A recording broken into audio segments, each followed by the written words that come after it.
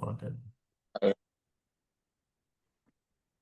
Alhamdulillahirabbil alamin wassalatu wassalamu ala nabiyina Muhammadin wa ala alihi washabihi ajmain. Puji dan syukur kita selalu panjatkan kepada Allah Subhanahu wa taala atas segala nikmat-nikmatnya. Alhamdulillah pada malam hari ini kembali kita bisa bertemu kembali di kelas online hadis pilihan insyaallah bersama Ustadz kita Ustadz Rahmat Hidayat. Salawat serta salam pada Rasul kita Rasulullah Muhammad Sallallahu Alaihi Wasallam beserta keluarga, sahabat serta pengikutnya hingga akhir zaman. Baik Bapak Ibu dan teman-teman sekalian, kembali kami ingatkan agar mikrofonnya dimatikan selama kajian berlangsung agar tidak mengganggu jalannya kajian. Dan yang ingin bertanya terkait hadis yang akan disampaikan pada malam hari ini, bisa ditulis di kolom chat, insya Allah nanti kita bacakan satu persatu. Dan kita juga akan buka sesi tanya jawab langsung jika memang masih ada yang ditanyakan terkait hadis malam ini. Baik, Bapak Ibu dan teman-teman semua, mari kita awali kajian kita dengan sama-sama membaca basmalah. Bismillahirrahmanirrahim. Bismillahirrahmanirrahim. Tafadhal Ustaz. Nah, jazakumullah khairan. Bismillahirrahmanirrahim. Assalamualaikum warahmatullahi wabarakatuh. Waalaikumsalam warahmatullahi wabarakatuh. Alhamdulillahi rabbil alamin. Wassalatu wassalamu ala ashrafil anbiya wal mursalin. Wa ala alihi wa ashabihi ajma'in. Allahumma نضر وجوهنا في دنيانا وأخرانا. اللهم ربنا فقهنا في الدين وعلمنا التأويل. اللهم علمنا القرآن والحديث والسنة وأسعدنا بها يا رب العالمين. اللهم آمين.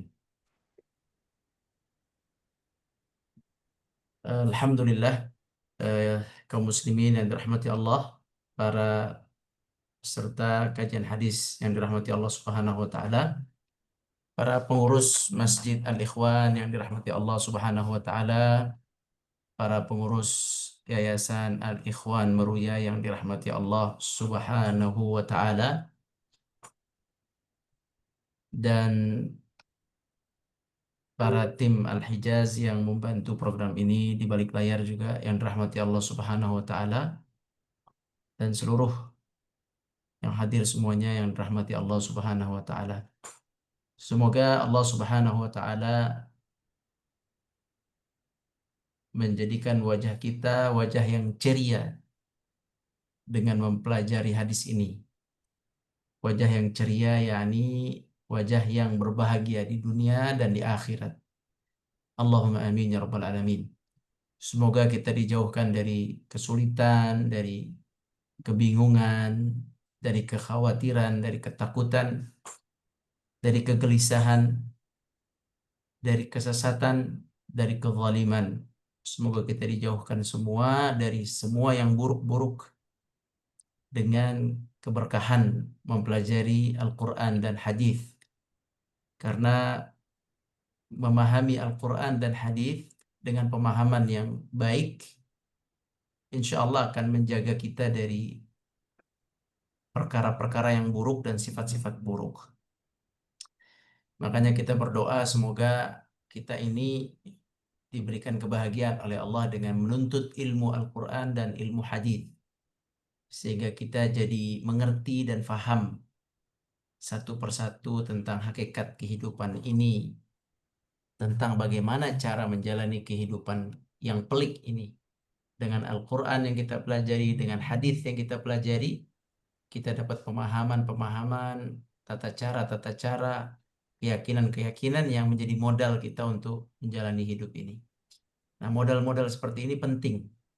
Penting yang nanti akibatnya orang yang punya modal pemahaman yang benar, keyakinan yang benar dari Al-Quran dan hadis, nanti akibatnya dia akan, insya Allah, hasilnya dia akan hidup lebih tenang dan lebih bahagia, lebih ceria di dunia dan di akhirat.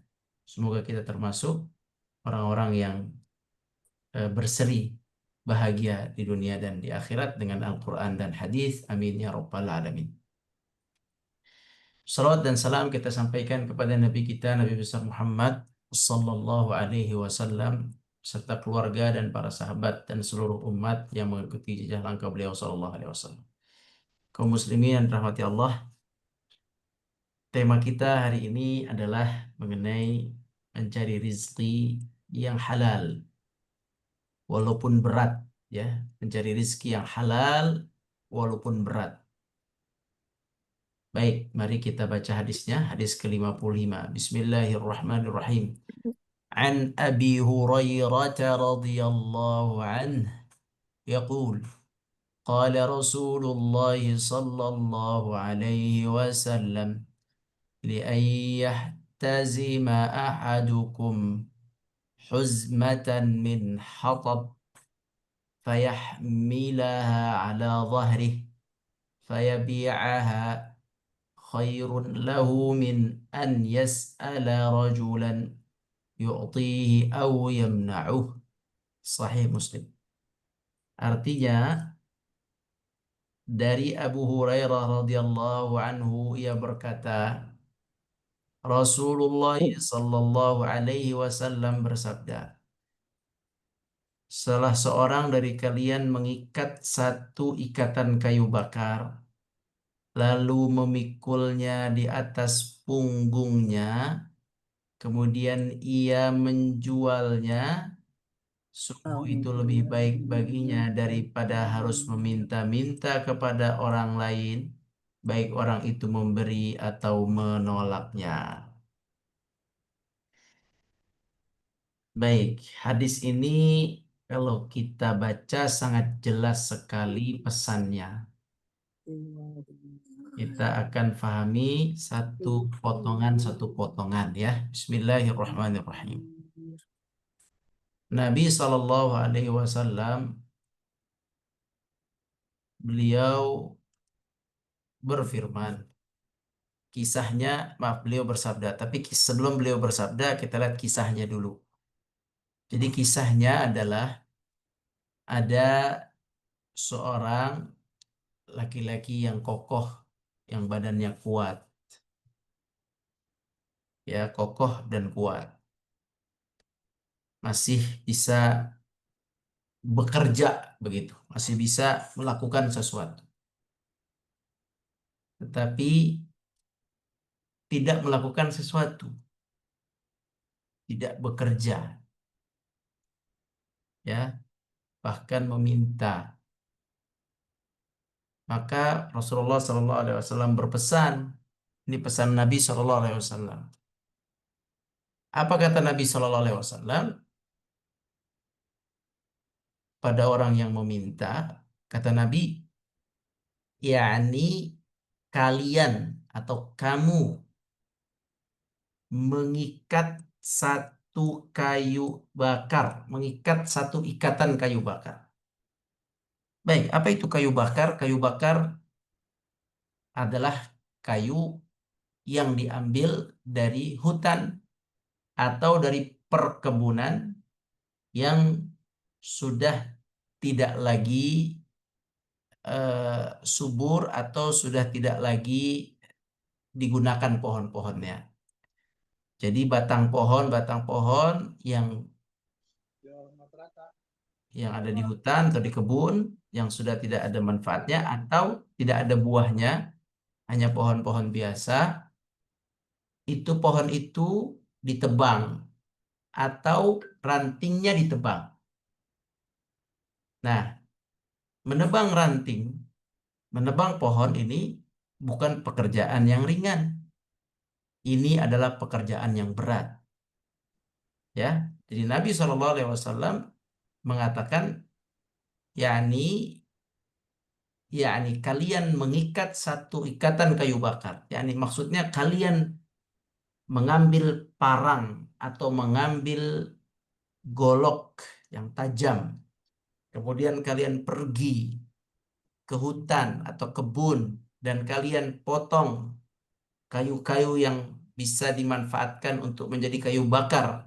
Kalian potong satu, satu, satu, satu, satu, satu, satu. Kemudian kalian ikat.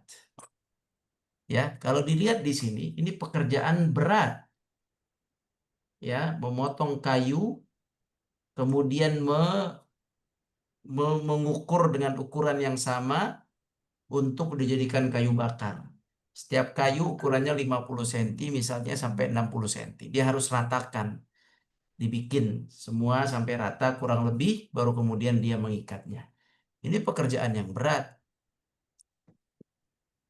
membutuhkan tenaga dan waktu. Setelah dia ikat, diapakan? Dia ikat kemudian dia pikul di atas punggungnya. Dia pikul, dia angkat. Dia tidak punya keledai, dia juga tidak punya unta, dia juga tidak punya kuda. Dia orang miskin, tapi dia punya tenaga yang Allah titipkan pada dirinya. Dia punya tangan yang Allah titipkan pada dirinya. Dia punya kaki yang Allah titipkan pada dirinya. Dia punya punggung yang Allah titipkan pada dirinya. Dia punya kekuatan yang Allah titipkan pada dirinya. Dia punya kesehatan yang Allah titipkan pada dirinya. Nah, itu yang Allah minta kepada kita untuk memanfaatkan itu semua. Manfaatkan yang Allah berikan dari kesehatan, dari tenaga, dari waktu yang luang, dari tangan yang masih bisa berfungsi dengan baik, kaki yang berfungsi dengan baik. Lakukan untuk berikhtiar. Lakukan untuk berusaha.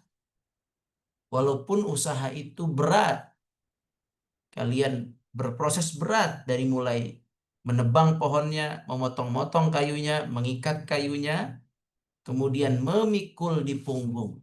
Perkara yang cukup berat, memikul di punggungnya. Kemudian dia harus berjalan, tidak hanya dekat, dia berjalan cukup jauh dari tempat dia menebang pohon atau memotong-motong kayu sampai ke rumah-rumah masyarakat atau ke pasar. Kemudian ia menjualnya. Kayu bakar itu kalau dia dijual, apakah dia barang yang mahal atau yang murah? Coba, boleh diketik jawabannya.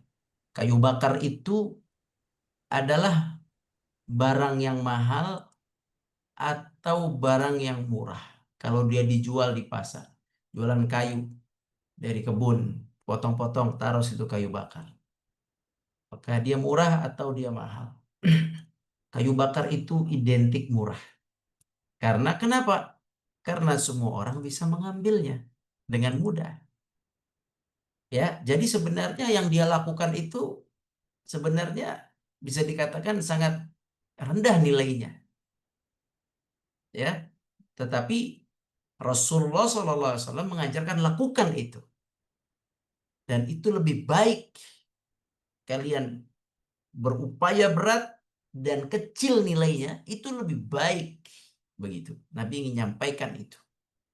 Maka apapun pekerjaan yang dilakukan dengan sekuat tenaga dan letih, tetapi dia menghasilkan sesuatu yang halal, ya, mencukupi dirinya dari meminta-minta, maka itu lebih baik baginya daripada dia meminta-minta.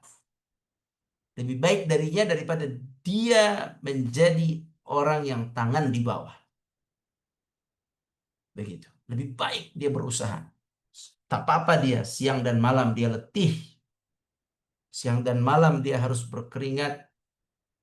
Dia harus capek demi untuk mendapatkan seperak dua perak. Tidak apa-apa. Yang penting itu adalah halal dan itu menjadi siter. Siter itu adalah menjadi penutup dirinya, menjadi palang antara dia dengan dirinya, atau menjadi hijab antara dia dengan dirinya, ya, menjadi hijab atau palang atau pemisah antara dia dan meminta-minta, ya. Selama hasil tersebut bisa mencukupi makannya, minimal makannya, makan suaminya, makan istrinya, makan anaknya, cukup, itu sudah cukup, itu lebih baik daripada dia meletakkan tangannya di bawah atau meminta-minta. walaupun letih, walaupun berat. Lihat, bayangkan bagaimana Rasulullah Sallallahu Alaihi Wasallam, Rasulullah Sallallahu Alaihi Wasallam dan Islam menghargai ikhtiar atau usaha seseorang. Itu lebih baik. Apapun yang sifatnya berat dan kecil hasilnya, itu lebih baik daripada meminta-minta. Ya, itu lebih baik daripada meminta-minta. Minta sana, minta sini. Itu tidak baik. Jadi berusaha itu lebih baik. Kalau kita lihat dalam keseharian kita, kita melihat orang yang menjual asongan misalnya, menjual permen di jalan, atau air putih di jalan, air mineral, atau dia menjual eh, tisu di jalan, atau seorang yang menjual kerupuk mengangkat dengan tangannya, atau orang yang menjual apapun yang dia bisa jual dengan halal, itu baik bagi dia. Kalau dia niat mengamalkan hadis ini, maka sepanjang dia mencari rizki dengan pekerjaan yang sederhana itu, dia telah melakukan amal saleh karena dia telah mengikuti perintah Nabi SAW. Dia menahan diri, saya nggak akan minta. Saya nggak akan minta-minta. Saya akan berikhtiar untuk mencari rizki. Saya akan berikhtiar untuk mendapatkan rizki walaupun hanya pas-pasan saja. Ya, jadi Nabi menghargai apapun usaha kalian, yang penting jangan meminta-minta. Ya, jangan meminta-minta, karena di sini jelas hadisnya, kata Nabi SAW, kalian menjualnya itu lebih baik, ya, itu lebih baik baginya daripada dia meminta-minta kepada orang. Apakah ketika meminta itu dia diterima atau ditolak, itu tidak baik meminta-minta itu. Ya, jadi meminta-minta untuk keperluan pribadi, meminta-minta untuk keperluan pribadi itu tidak baik dan tidak boleh kecuali dalam keadaan-keadaan tertentu, nanti Anda jelaskan. Jadi apa namanya, berikhtiar, berusaha mencari rezeki yang halal walaupun berat dan hasil kecil, itu baik di mata Allah, baik di mata Islam, dicintai Rasulullah, dan itu kalau diniatkan mengamalkan hadis ini bisa menjadi pahala bagi dia selama dia bekerja itu, walaupun sedikit tidak apa-apa. Nah, kaum muslimin yang dirahmati Allah Subhanahu wa taala, dari sini juga, hadis ini juga kita bisa dapat pelajaran bahwa kemuliaan itu bukan dari hasil kerja yang besar. Kemuliaan itu bukan karena antum bergaji besar. Kemuliaan itu bukan karena fulan kerja di tempat yang besar, bukan. Kemuliaan bukan dari situ. Karena Nabi SAW di dalam hadis ini memuji orang tersebut. Selama dia tidak minta-minta, mulia dia. Jadi kemuliaan itu sebenarnya bukan dari harta sama sekali. Kemuliaan itu adalah dengan mengikuti perintah Rasul SAW, perintah Allah, yaitu dengan ketaatan dan kesalehan. Itulah titik ukur kemuliaan di mata Islam. Orang ini fakir miskin, seperti Abu Hurairah radhiyallahu anhu dan teman-temannya yang tinggal di dalam Masjid Nabawi saat itu. Di bagian belakang, mereka terkenal sebagai golongan-golongan fakir. Apa yang mereka lakukan? Mereka minta-minta, tidak pernah minta-minta. Tidak pernah minta-minta. Mereka bertahan untuk diri mereka sendiri, tidak minta-minta. Mereka bertahan dengan laparnya. Terkadang apa yang mereka lakukan? Mereka menawarkan diri kepada sahabat untuk melakukan pekerjaan. Menawarkan diri untuk menarik unta seseorang. Menawarkan diri untuk menarik keledai seseorang. Menawarkan diri untuk mengangkat barang seseorang. menawarkan diri untuk membantu seseorang. Itu yang mereka lakukan. Untuk sekedar makan. Kata Abu Hurairah, kami itu dulu untuk makan kami harus melakukan sesuatu yang bisa kami bantu di pasar ataupun di rumah ataupun di mana yang kami ketemu dengan seseorang membutuhkan bantuan, kami lakukan dengan tenaga kami untuk demi kami bisa makan. Tapi seperti itu lebih baik. Itu lebih baik ya, mencari makan yang halal walaupun sedikit itu lebih baik karena Allah tidak melihat kemuliaan dari harta, tapi Allah Subhanahu wa taala mencintai seseorang yang tidak meminta walaupun miskin. Ya, apalagi dia sudah miskin tidak minta-minta, itu Allah cinta kepadanya. Disebut dengan al-afaf atau afif, ya, orang yang miskin tapi tidak minta-minta, dipuji oleh Allah. Ya, dipuji. La yas'alunan nasa ilhafa. Mereka tidak pernah meminta-minta. Ya, padahal mereka apa? Mereka fakir. La yas'alunan nasa ilhafa. Ya, kenapa? Yahsabuhumul jahilu aghniya'a minat ta'affuf. Ya, karena kenapa? Karena mereka menahan diri dari minta-minta sampai saking tidak pernah minta-mintanya, orang di sekelilingnya menyangkanya dia berkecukupan. Dipuji oleh Allah orang yang tidak minta-minta.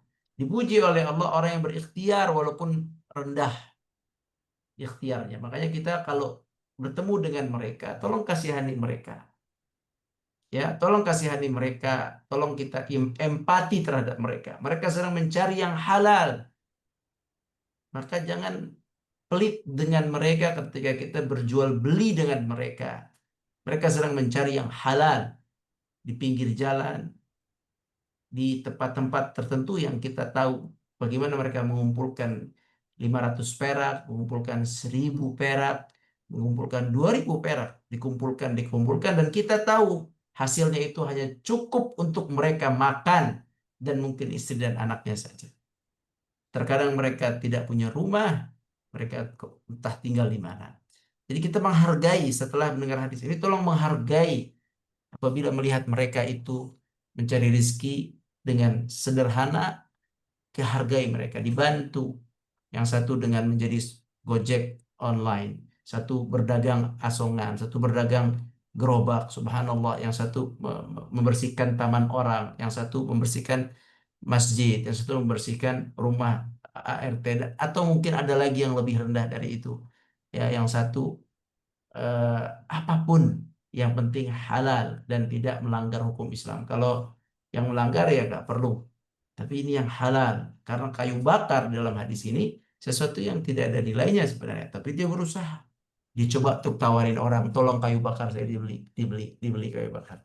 Demi apa? Demi tidak diminta-minta. Nah, sekarang kita mau tahu siapa sih orang yang boleh meminta-minta itu siapa?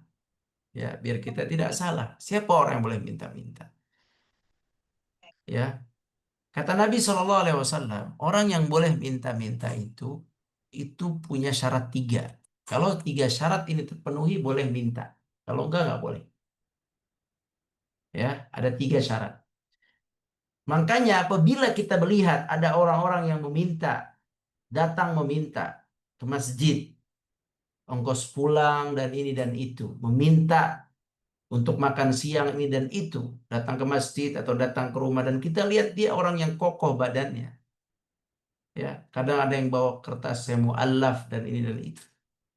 Nah, orang seperti ini yang minta-minta seperti ini kita bisa menemui dia dan kita interview dia. Kita interview dia. Nah, Nabi SAW mengasih kunci-kunci orang yang boleh meminta-minta. Kunci yang pertama, dia boleh meminta-minta apabila dia itu punya hutang. Sampai habis hartanya, nggak bisa makan dan dia berhutang. Dan hutangnya itu adalah hutang karena dia bantuin orang lain. Bukan hutang karena dia main judi. Bukan hutang karena dia boros. Bukan hutang karena dia melakukan kezaliman. Bukan. Tapi hutang karena dia itu suka nolongin orang. Disedekahkan ke fulan. Fulan ada masalah dia bantukan dengan uangnya. Fulan berdua ada pertikaian, dia selesaikan dengan uangnya, dananya, ini saya ada dana, udah kalian jangan bertengkar, damai, ini saya bantu tutupi segala kekurangan kalian berdua gitu. Jadi orang yang kekurangan atau orang yang berhutang karena dia membantu orang lain, maka mereka berhak minta sampai dia habis hartanya dan dia berhutang. Dia nggak punya lagi untuk makan, maka boleh dia meminta-minta. Jadi yang syarat yang pertama, orang yang boleh meminta-minta itu adalah orang yang berhutang karena hutangnya menulus,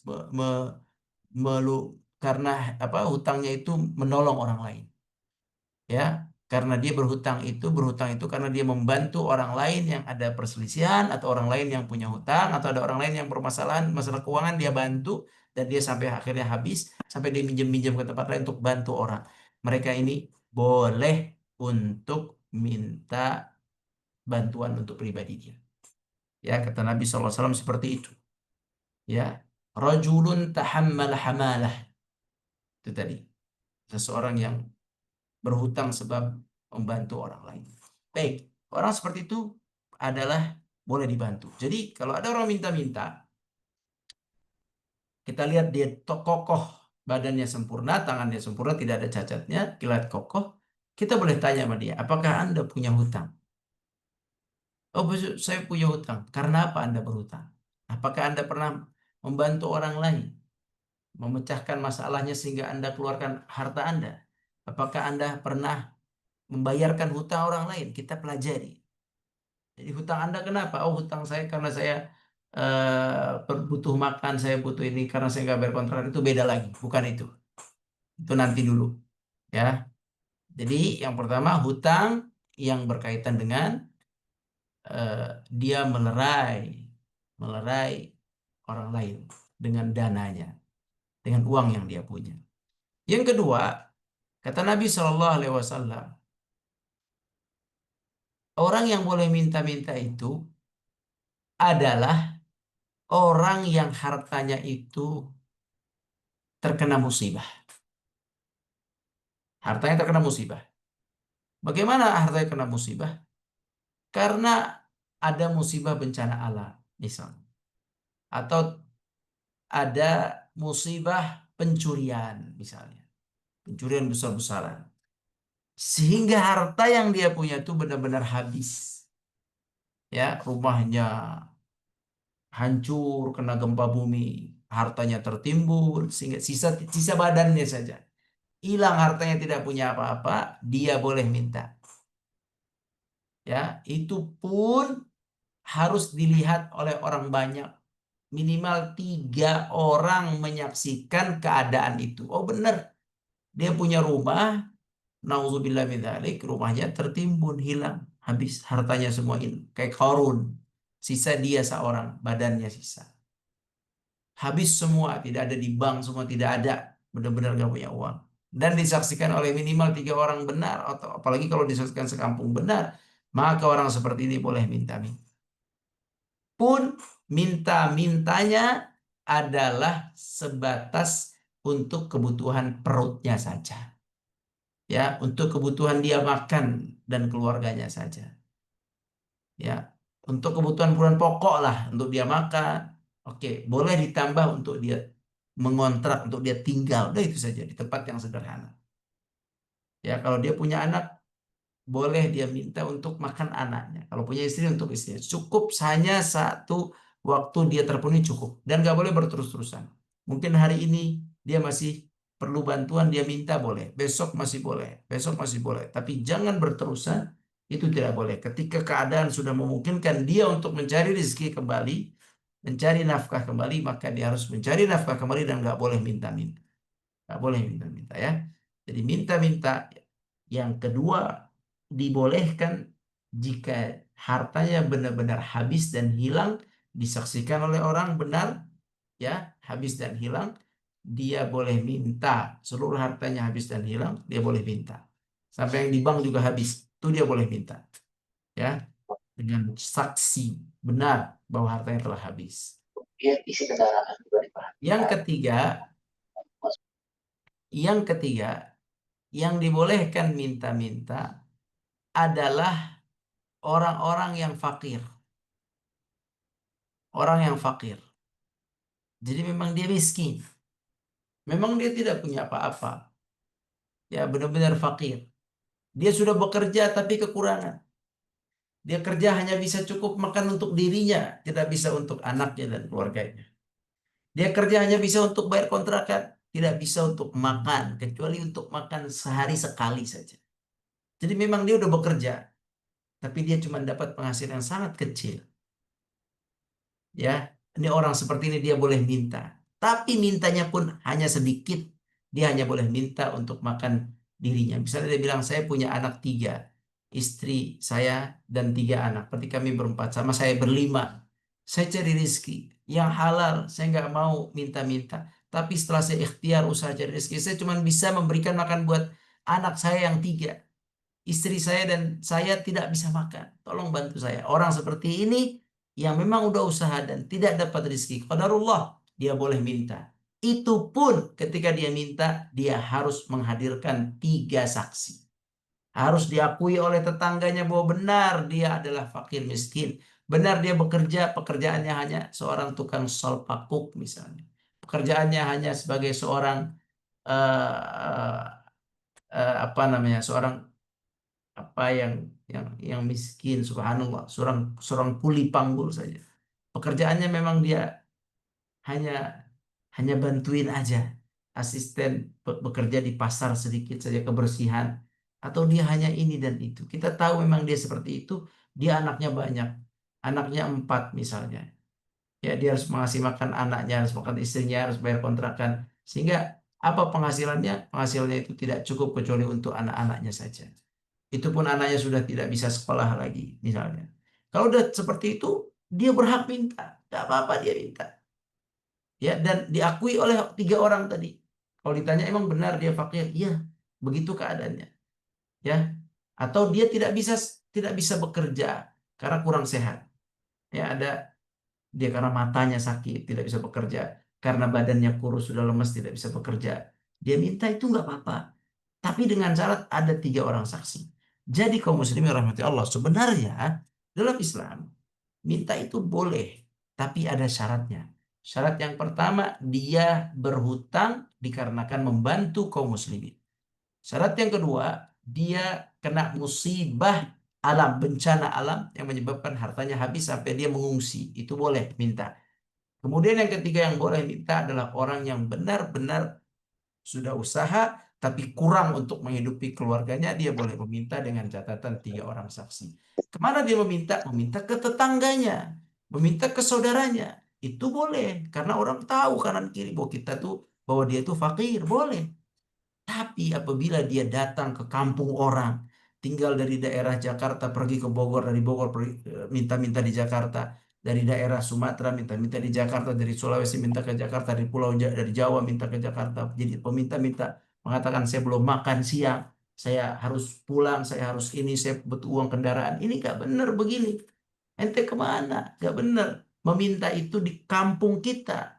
Meminta itu kepada keluarga kita. Kepada abang kita, adik kita, paman kita, bibi kita, saudara kita. Di kampung kita yang semua orang tahu bahwa kita miskin. Silakan minta di situ. Ya, yang mereka tahu bahwa ini fulan kena musibah. Mereka tahu fulan ini memang nggak punya rizki. Aus kampung itu silakan minta. Ya, dan mintanya itu harus beradab, yaitu cukup untuk makan saja, untuk beli beras, ya, untuk beli beras. Tapi kalau orang itu ternyata ya nggak punya anak sendiri, nggak ada istri, ya kan, bujang sendiri, badan kuat, terus datang minta-minta, ini tidak bisa sebab hadis ini mengatakan, hadis Nabi, orang pergi ke kebun, ke hutan, mengambil kayu bakar dijual, itu lebih baik daripada dia minta-minta. Nggak bisa. Nggak bisa minta-minta dalam keadaan kuat, itu tidak bisa. Baik, kaum muslimin rahmati Allah, inilah agama kita, alhamdulillah. Baik, maksudnya agama kita ini lengkap dan sempurna. Sampai urusan minta-minta diatur dalam agama kita. Ada hadis lain yang mengatakan, seorang muslim itu jika dia terdesak dia boleh minta hanya untuk kebutuhan perutnya saja sampai kenyang, ya, dan itu nggak boleh berulang. Dia harus berusaha. Ya. Dan ketika perutnya sudah kenyang, lebih dari itu maka dia telah memasukkan batu bara api neraka ke dalam perutnya. Ya, barang siapa yang sudah kenyang, minta untuk makan, terus minta, terus minta, terus berlebih, terus minta lebih dari itu, maka kata Nabi SAW, dia telah memasukkan bara api neraka ke dalam perutnya. Baik, begitulah kaum muslimin rahmati Allah. Hadis kita malam hari ini, kesimpulannya, Islam menganjurkan mencari rizki yang halal walaupun sedikit. Dan Islam melarang meminta-minta. Kecuali berhutang. Satu, berhutang karena membantu orang lain. Yang kedua, karena kena musibah bencana alam dan orang tahu dia kena musibah sehingga dia berhak dibantu. Yang ketiga, dia boleh juga meminta-minta jika dia fakir, pemasukannya sangat sedikit, dia punya anak istri yang perlu makan dan tidak cukup, disaksikan oleh orang kampungnya, minimal 3 orang kampungnya, mengatakan, iya fulan fakir, maka saat itu kita bisa membantu. Begitu, itu cara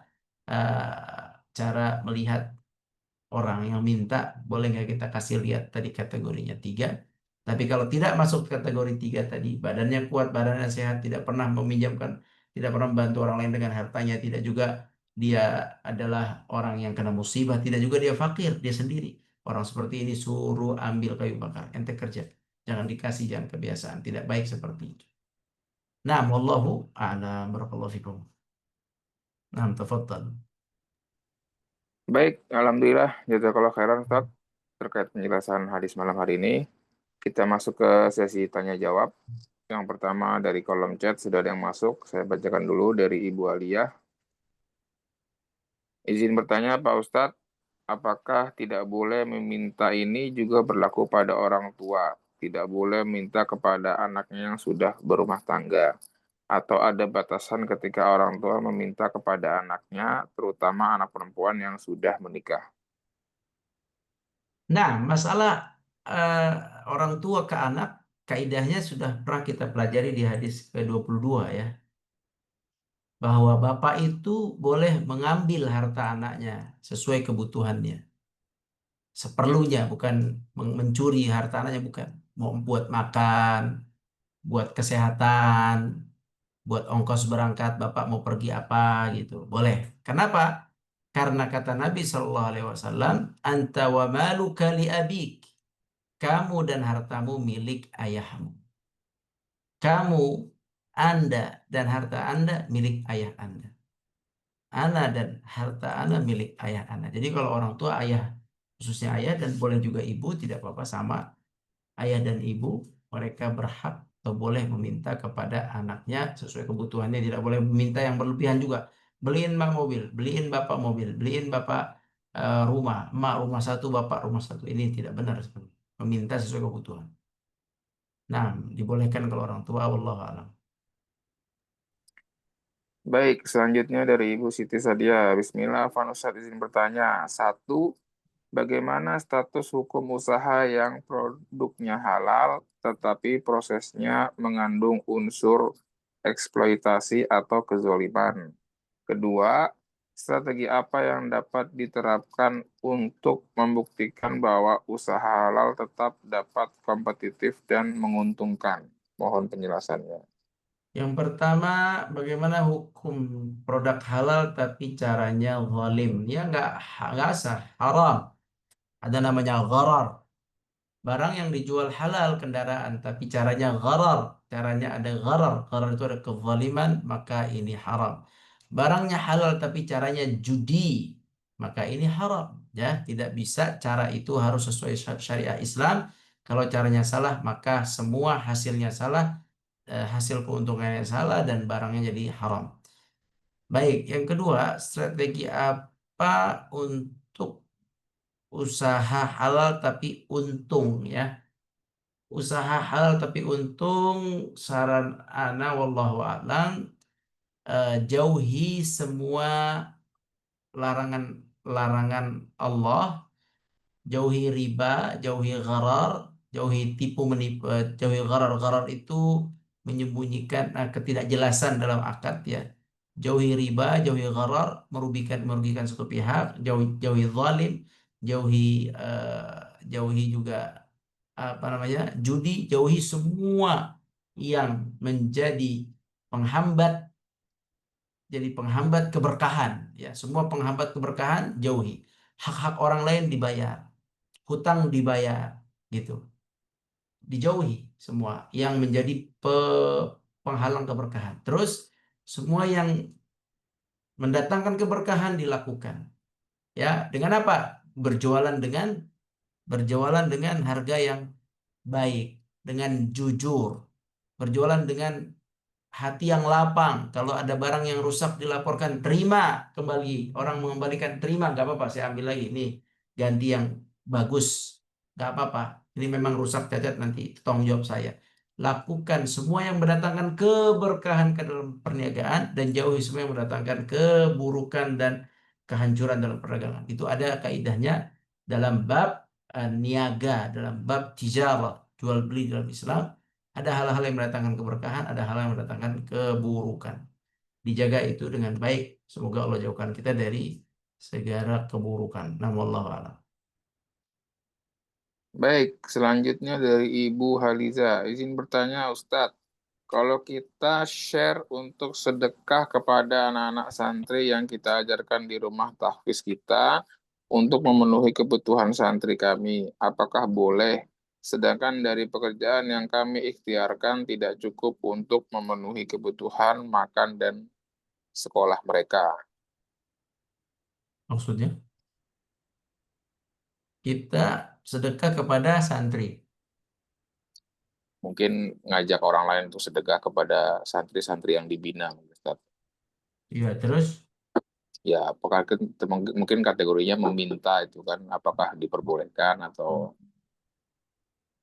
kalau meminta untuk kepentingan umat boleh. Minta untuk pembangunan masjid, untuk anak yatim dan duafa, untuk orang santri? fakir, gitu, santri. Tidak apa-apa kalau kita minta seperti itu. Untuk dakwah operasional. Nabi dulu pernah meminta untuk jihad fisabilillah. Nabi pernah didatangi seorang suku dari satu kaum yang miskin sampai bajunya tuh nggak ada tangan, cuman baju depan di kain dibelah palanya, dibelah tengahnya buat pala masuk. Bajunya kayak baju apa? Kayak rompi depan belakang aja nggak ada jahitannya. Saking fakir miskinnya, datang ke Nabi minta minta bantuan, dibantu oleh Nabi, tapi untuk mereka Nabi tidak minta-minta untuk dirinya, minta untuk orang lain, untuk kaum yang fakir dan miskin yang jelas kefakirannya dan kemiskinannya nggak apa-apa.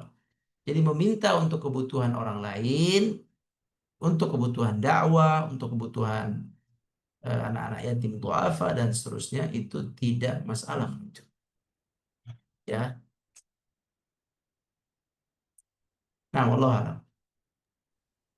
Baik, belum ada lagi di kolom chat, Ustaz. Mungkin kita buka sesi tanya jawab langsung. Barangkali Bapak Ibu atau teman-teman masih ada yang ingin ditanyakan terkait hadis yang dijelaskan pada malam hari ini. Silakan bisa bertanya langsung. Silakan dibuka mikrofonnya.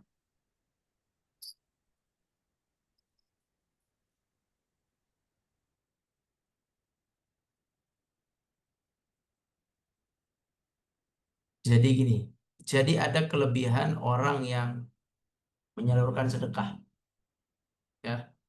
Ada hadis begini, innal khazinal muslim al amin alladhi yunaffidh aw yunfidh rubbama yu'ti ma umira bih فيعطيه كاملا موفرا طيبة به نفسه فيدفعه إلى الذي أمر له به أحد المتصدقين. Hadis Bukhari. Artinya begini, orang yang menerima sedekah, ada orang nitipin kita sedekah nih, nah titip nih, tolong ini Ustadz Nur Hadi, tolong kasih ke fakir miskin. Dari anak-anak kasih ke Nur Hadi. Nur Hadi kemudian beliau menyalurkan ke fakir miskin, benar disalurkan oleh beliau. Beliau hanya penyalur saja. Maka kata Nabi SAW, maka pahala sedekah yang tadi itu, pahala sedekah sebesar uang tersebut, beliau dapat pahala persis dengan orang yang bersedekah. Begitu. Ya. Jadi penyalur itu sama kayak bersedekah dengan si pensedekah. Jadi banyak kan pahala penyalur itu. Ya banyak sekali. Jadi orang yang sedekah 100, masing-masing dapat pahala 100 ini, satu orang, satu orang, satu orang. Antum menerima dana itu dan menyalurkan dengan amanah sesuai dengan pesan, semua pahala. Antum mendapatkan pahala sedekah dengan sebanyak itu. Ini kaidah bagi orang yang memegang dana dana umat, dana dakwah, serahkan, salurkan untuk kebaikan itu semua pahala, pahala yang berlimpah. Apalagi kita ada sedekah di situ, kita salurkan juga itu pahala yang berlimpah. Nah, wallahu a'lam. Baik, ada yang mau ditanyakan? Insya Allah paham semua saya. Oh ya, silakan Ibu. Nah, Bismillahirrahmanirrahim. Assalamualaikum warahmatullahi wabarakatuh. Assalamualaikum warahmatullahi wabarakatuh. Afan Ustadz, Ana izin untuk bertanya kembali. Ustadz, apa saja kriteria utama sebuah usaha bisa dikatakan halal secara syar'i? Mulai dari barang atau jasa, akad hingga cara pemasarannya. Dan bagaimana menerapkan prinsip keadilan dan menghindari riba dalam transaksi bisnis, terutama dalam hutang piutang dan kerjasama. Mohon penjelasannya, syukran. Hmm. Ini babnya bab nanti bab tijarah, bab jual beli, bab muamalah. Ya, Muamalah. ini bab Nah, muamalah, ini bab sendiri luas, sangat luas. Dalam jual beli intinya jauhkan yang riba. Kalau belum paham riba, belajar dulu apa itu riba, bagaimana contoh-contoh riba.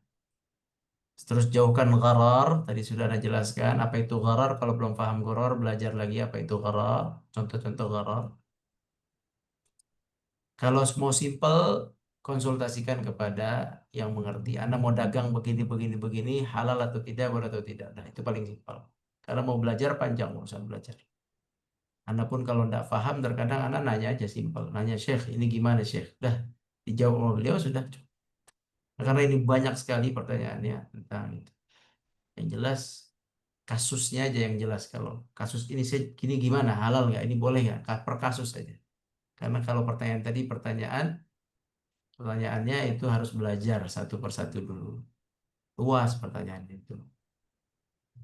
Nah, terlalu umum, itu dijawab dengan pelajaran. Apa itu riba, apa itu gharar, apa itu muzalimi, apa itu ini dan itu. Itu panjang sekali penjelasannya. Wallahu a'lam. Baik, ada lagi yang mau ditanyakan?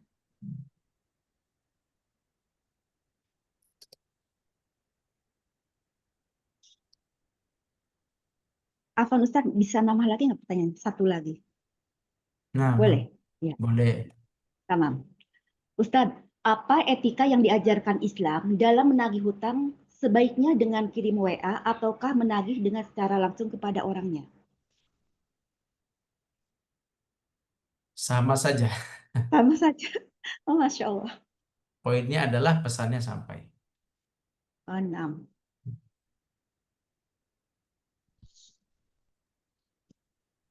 Baik, Nama Ustadz.